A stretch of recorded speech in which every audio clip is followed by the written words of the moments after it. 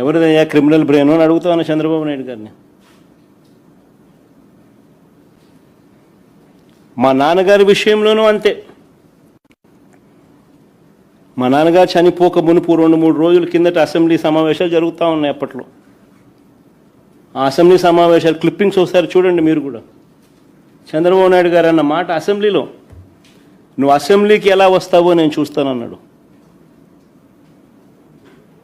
చంద్రబాబు నాయుడు గారు అన్న ఈ మాట తర్వాత 2-3 రోజులకి నాన్నగారు చనిపోయారు. Helicopter accident.